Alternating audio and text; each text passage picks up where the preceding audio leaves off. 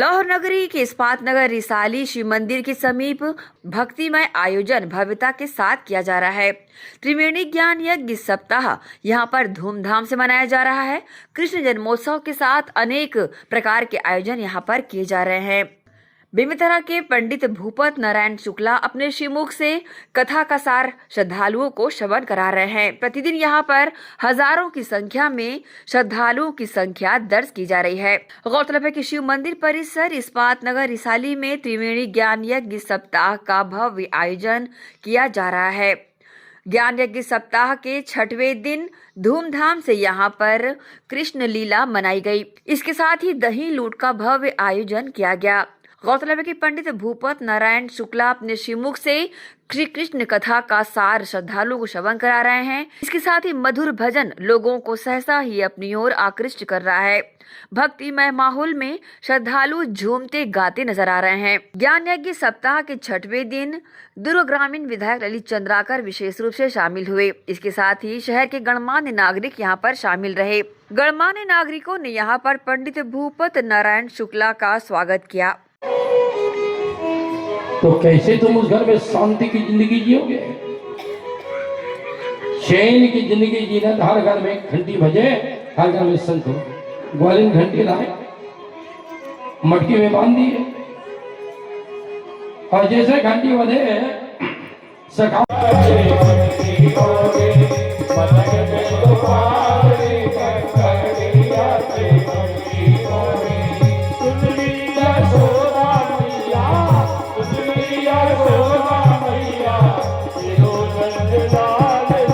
विशेष रूप से शामिल यहाँ पर दुर्ग ग्रामीण विधायक ने इस आयोजन की सराहना दिल से की। सर बताएंगे, आज त्रिवेणी ज्ञान यज्ञ सप्ताह श्रीमद् भागवत कथा का 6वां दिन है, क्या संदेश देना चाहिए, किस तरह का आपको लगा? आज पूरे भारत में भागवत का विशेष महत्व है और यहाँ पे त्रिवेणी भागवत कथा इस पंडाल में जो हो रहा है, हमारे जो संत हैं वो हम सबको सत्य मार्ग में जाने के लिए हमें राह दिखाते हैं और सत्य का कर्म करने के लिए हमें बोध कराते हैं। व्यासपीठ के यहाँ से संत जी हम सबको भगवान कृष्ण की लीला और भगवान गीता में जो कहा बताए हैं उसके बारे में बता रहे हैं। कर्म मनुष्य का सबसे बड़ा धर्म है और धर्म ही सबसे बड़ा कर्म है। कर्म को कभी जीवन में छोड़ना नहीं चाहिए, कर्म हमेशा करते रहना चाहिए, फल की इच्छा नहीं करना चाहिए। यही हमें इसे व्यासपीठ से हमें अभी वर्तमान में युवा दिग्भ्रमित है और जो है अपने सनातन धर्म में जिस तरह का पालन करना चाहिए उसे दिग्भ्रमित होते हैं। इस तरह की कथाएं क्या असर करेंगी? इस तरह कथा होने से निश्चित तौर पे हमारे जो युवा है, आने वाले पीढ़ी है, उनको जानने को और उनको ज्ञान का बोध होता है कि हमारे धर्म जो सनातन धर्म है वो कितना व्यापक है, कितना अनंत है और जो सनातन है वो अनादि है, ना उसका शुरुआत का पता है, ना अंत का पता है और पूरे विश्व को सनातन राह दिखाता, पूरा विश्व भी मानता है, जानता है कि सनातन ही उनको मोक्ष दिला सकता है और सब इस रास्ते में चलना चाहते हैं। फिर समय आया दही लूट का और कृष्ण लीला का, तो यहाँ पर भव्यता के साथ में दही लूट का आयोजन किया गया। श्रद्धालु यहाँ पर झूमते गाते नजर आए। आइए देखते हैं इस भक्तिमय आयोजन की खास झलकियाँ।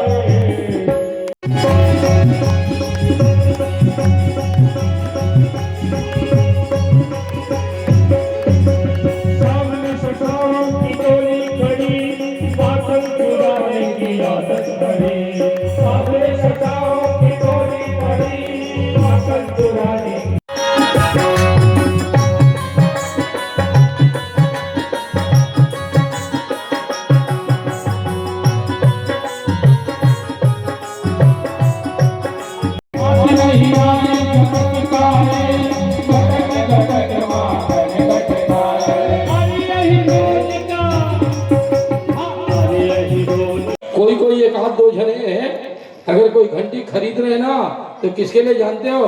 बकरी के गला में मारने के लिए, लड्डू गोपाल के लिए नहीं। तो वो कब आते हैं पता ही नहीं चलता, किधर से आते हैं पता ही नहीं चलता, कब घर में घुस जाते हैं पता ही नहीं चलता, और कब माखन चोरी करके निकल जाते हैं पता ही नहीं चलता। तो कैसे पकड़े? तो यशोदा कह देखो ऐसी शिकायत मैं नहीं सुनना, सबूत चाहिए, प्रमाण चाहिए मेरी लल्ला माखन चोरी करता। ठीक है बोले, सब ग्वालिन के मीटिंग हुए और ग्वालिन एक जगह बैठकर सोचे, दरवाजे पे ताला लगा खोल दिए, मटकी ऊपर रखे उतार दिए, अब कोई तरीका ढूंढो। तो सबको एक तरीका याद आ गया, बोले क्या?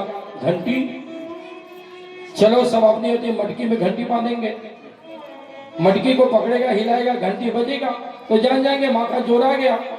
तो सब ग्वालिन जब मार्केट गए घंटी खरीदने तो घंटी बेचने वाला ने भी कहा जय हो लल्ला कन्हैया, इतना बढ़िया लीला किए कि जंग लगे घंटी भी अब बिक जाएगा। नहीं तो जब से मोबाइल की घंटी ना नहीं रुकेगा। ये दो आवाज, एक है शंख जो लक्ष्मी की सगा भाई है, क्योंकि लक्ष्मी की उत्पत्ति समुद्र से और शंख की उत्पत्ति समुद्र से। आप अपने घर में अगर लक्ष्मी को प्रसन्न करना चाहते हैं ना तो आप अपने घर में पूजा स्थान पे पीले कपड़े में बिछा कर एक पड़ेगा। चलो सभी ग्वाल को लेकर भगवान निकले और आ गए पूर्णमासी नाम के ग्वालिन के घर में। है बड़ा घंटी मटका बोल रहा बंद करो, कहा है क्या? वो तो प्रसन्न हो जाता है, खुश हो जाता है घंटी का आवाज है। बोले घंटी से मैं प्रसन्न होता हूँ।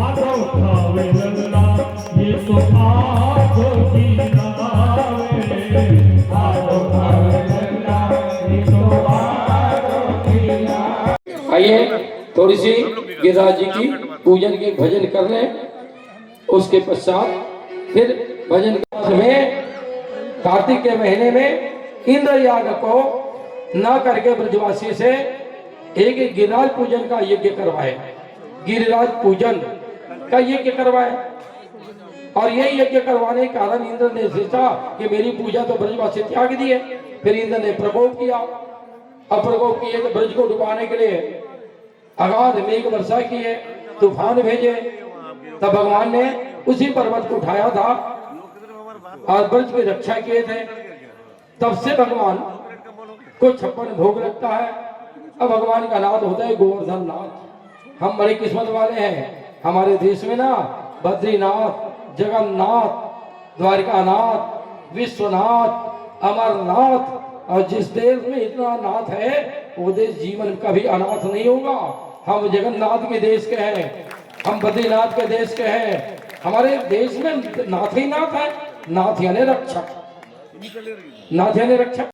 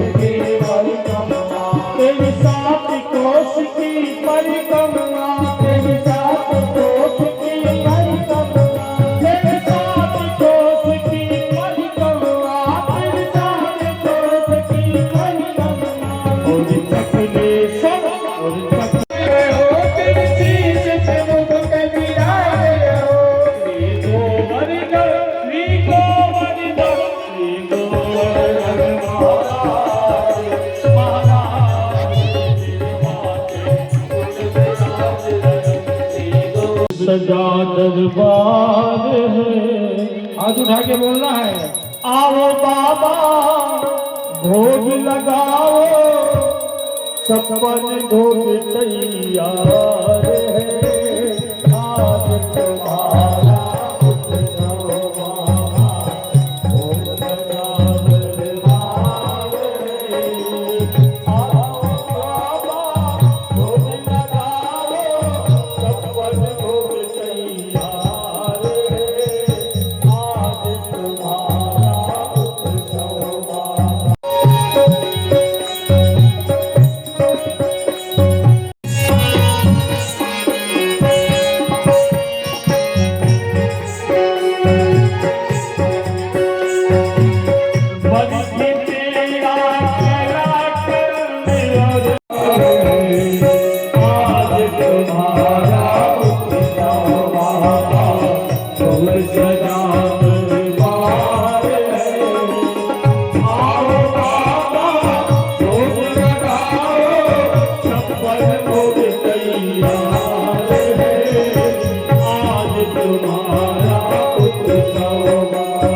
एसीएन न्यूज के लिए शाहीन खान की रिपोर्ट। गणेश